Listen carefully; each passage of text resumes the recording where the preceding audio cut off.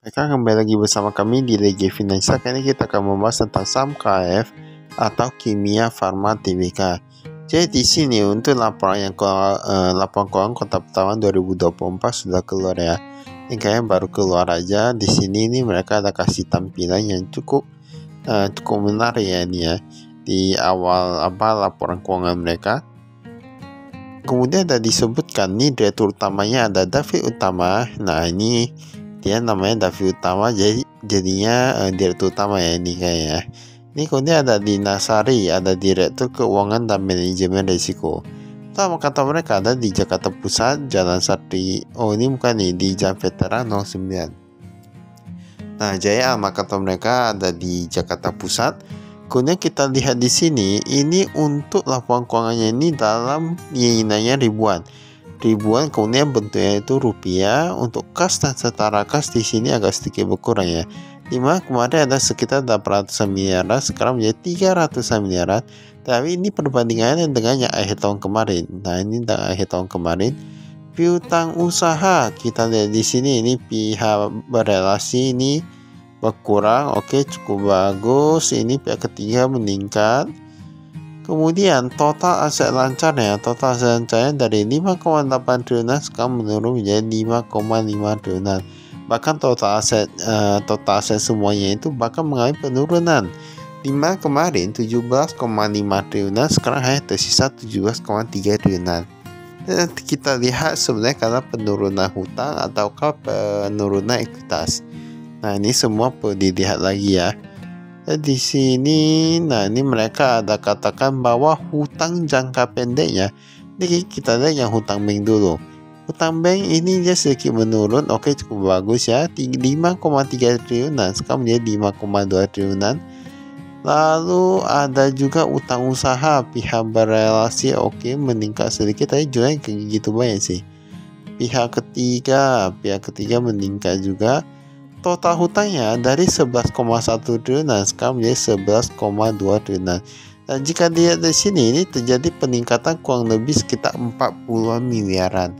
Nah ini jadi dia untuk hutangnya ada meningkat kurang lebih 40 miliaran. Untuk ekuitasnya ini menurun dari 6,3 triliunan menjadi 6,1 triliunan. Berarti kurang lebih menurun 200 miliaran gitu ya, kurang lebih ya. Berarti kan ekuitasnya menurun lebih baik daripada utangnya. Nah ini tahu-tahu sendiri.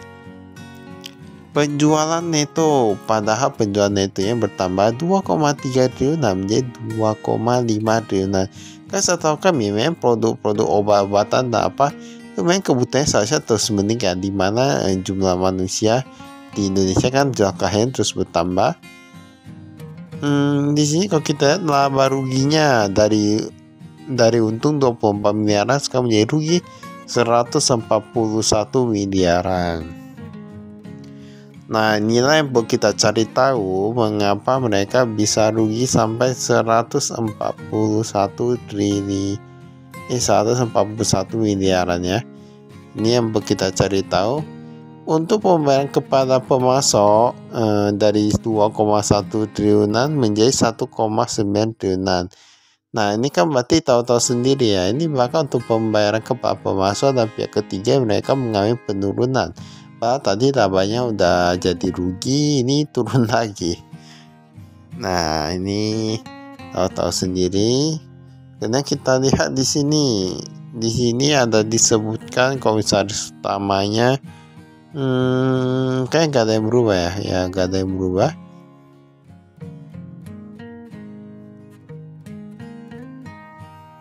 Sama seperti tahun kemarin ya, baik komisaris utama, direktur utama, semua sama.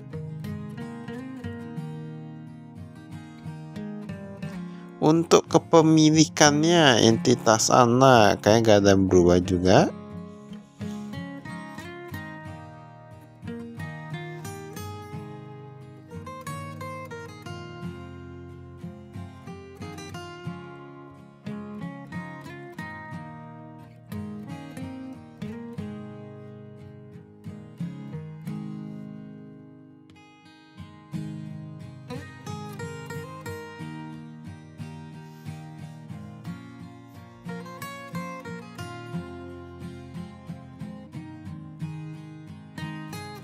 Lalu di sini kita lihat ini ada kas dan setara kas. Di mana kasnya ini yang di cash on hand-nya, yang di tangan ini dia meningkat sedikit dari 23 miliaran. Sekarang menjadi 29 miliaran. Di sini ada banyak sekali mata uangnya. Ini ada rupiah, pound sterling, yuan, dolar Singapura, euro, dolar Hong Kong. Tetapi rupiah pegangnya paling banyak. Apalagi saat ini kita lihat yang kursnya ini, kurs rupiah sedang melemah. Tetapi ini kan sampai Maret aja. Kalau kita lihat yang pokok ini kan hanya sampai Maret 2024. Kita belum tahu nanti yang kota 2024 gimana. Nanti kita lihat. Kemudian ini ada yang di bank pihak berelasi. Nah ini kan milik pemerintah ya. Jadi ada pihak berelasi ada di Bank Mandiri, Bank BRI, Bank Pembangunan, Bank Negara Indonesia dan lain-lain. Totalnya dari 600-an miliaran sekarang hanya tersisa 100-an miliaran. Tapi mereka yang di pihak berelasi ini uangnya ini sudah menurun cukup banyak. Ya, sudah menurun cukup banyak. Lalu ini ada yang ini jumlahnya berapa totalnya? Nah, 8 miliaran ini. Kas dan setara kas ini pihak ketiga. Pihak ketiga mereka ada simpan dolar Amerika Serikat, euro, China yuan, dolar Singapura. Tapi rata-rata di Maybank ya, ini Bank Maybank. Bank Maybank milik Bank yang pada guru ya kalau tidak salah. Nah ini tahu-tahu sendiri semuanya. Ini jumlah kalau kita lihat 800-an miliaran menjadi 200-an miliaran. Ternyata bukan hanya bank pihak berelasi yang menurun cukup drastis, tetapi yang pihak ketiga juga menurun cukup drastis. Nah ini karena seperti yang kita bilang, biasa perusahaan kalau rugi kasnya menurun. Nah rata-rata mereka gitu ya. Ini kasan setara kas, piutang usaha. Oh, kita lihat bukan depositonya pun kecil ya. Ada beberapa perusahaan yang bukan depositonya bisa sampai 2-7%, hingga berapa persenan gitu. Ya, ini agak kecil ya. Kemudian ini deposit ini ada apa nih? Oh ini yang piutang kita lihat. Ini yang pihak berelasi ya, ada Indofarma dan lain-lain. Yang belum dibayarkan, Angkasa Pura, asuransi jiwa. Ini yang pihak ketiga. Pihak ketiga ada instansi pemerintah. Nah ini ada instansi pemerintah, ada dinas kesehatan, ada rumah sakit swasta nih. Oh rumah sakit swasta dia menurun ya. Tapi instansi pemerintah meningkat cukup besar. Ini untuk apa ya? Apa karena untuk taruh di IKN ya? IKN kan sedang dalam proses pembangunan dan lain-lain. Ini ada toko obat menurun juga. Soalnya rata-rata menurun sih. Tapi ini ada ADMY Irap, Gam Co. Ini meningkat 1 miliaran menjadi 8 miliaran. Tapi jumlahnya memang gak gitu besar. Semua rata-rata cuma berapa miliaran saja.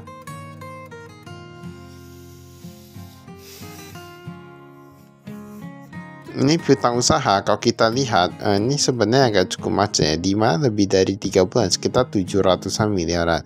Padahal yang sampai ini sampai 60 hari.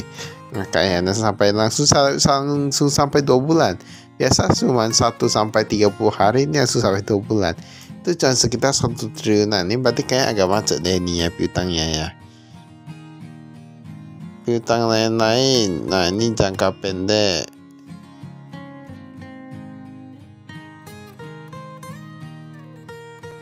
Ini klaim barang sekitar 191 miliaran.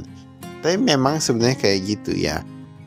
Kebanyakan pihak berelasi ini kita gak tahu sebenarnya macamnya itu kan pihak berelasi atau gimana. Tapi kita tahu sendiri pihak berelasinya itu semua rata-rata BUMN ya.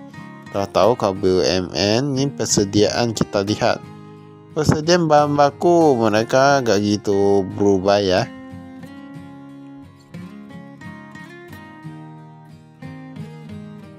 Ya, catatannya bisa lihat di sini.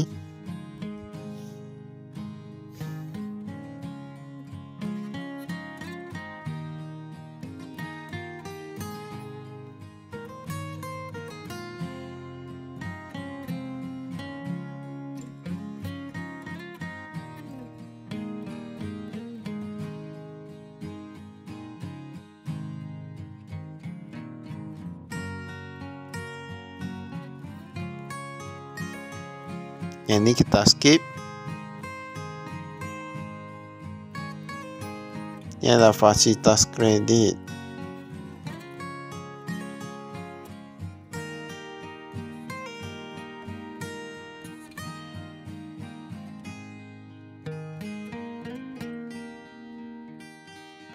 Lalu kita lihat di sini. Ini ada utang usaha ya, berdasarkan pemasok. Pihak-pihak berelasi ini yang PT Telkom dari 85,24. Pokoknya rata-rata sama nih. Ini utangnya kalau mereka dari 146 miliaran sekarang menjadi 151 miliaran. Nah, ini ibaratnya gimana ya? Dia BUMN utang sama ini banyak. Kemudian dia utang sama BUMN banyak juga sih. Jadi saling berkesinambungan ini ya. Nah, berdasarkan umur lebih dari 150 hari ini kan lebih apa ya? Maka ada 16 miliaran lagi, 61 sampai 150 ya, itu bakal ada banyak juga itu. Berdasarkan pemasok, nah kita lihat utang lain-lainnya ini cukup banyak kepada supplier financing. Oh, ini supplier financing yang sedang kita bilang itu yang kemarin ya, yang saya jelaskan itu artinya apa? Supplier financing. Utang bank jangka panjang. Nah, ini sedikit menurun tapi sama aja sih. Dan banyak tetap agak kesulitan dalam mengelola cash flow kayaknya.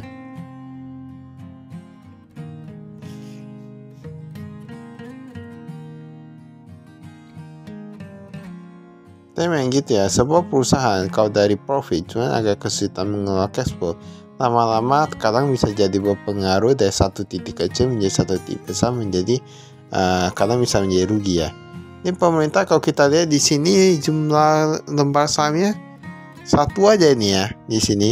Tetapi ini kita gak bisa bilang apa. Mengapa? Karena ini ada pemilikan PT Bio Farma sebesar 89,82%. Lalu ada PT Asabri juga dan lain-lain. Dan ini kita perlu tahu bahwa walaupun di sini dikatakan pemerintah Republik Indonesia punya satu lembar saham saja, tapi itu Bio Farma siapa yang punya? Nah, kita kan tahu sendiri ini Asabri siapa yang punya. Nah, jadi saya nggak bisa hanya melihat di modal sahamnya, dilihat kepemilikannya. Kita juga perlu tahu yang pegang paling banyak itu sebenarnya pemiliknya itu siapa. Nah, ini semua perlu dicari tahu. Jadi baik kita kalau tahu informasi itu gak hanya di situ aja, gak hanya terjebak dalam satu itu aja, tetapi kita tahu kelanjutannya. Jadi kita bisa mengenal perusahaannya. Di sini kalau kita lihat ini penjualan lokal, ini ada penjualan ekspor ya. Penjualan ke luar negeri ini agak sedikit menurun, tapi yang untuk obat meningkat. Yang obat ikannya agak laku ya ini ya. Penjualan lokal yang pihak ketiga ini pun meningkat juga. Penjualan itu kalau kita lihat di sini, nah ini bisa lihat ini obat-obatan rata-rata meningkat. Tapi yang meningkat itu lebih ke obat generik dan obat etikal, lisensi, dan narkotika. Nah, ini dia meningkat. Kemudian ini ada obat over the counter dan kosmetik, dia sedikit menurun ya. Semua rata-rata udah menurun kecuali yang obat yang tadi ya. Ini ada obat over the counter meningkat juga. Kita lihat di sini.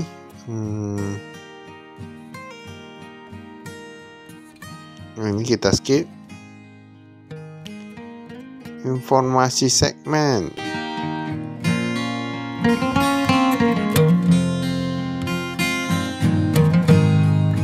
Maka itu saya ada kami, sekian dan terima kasih, saya Mustasi.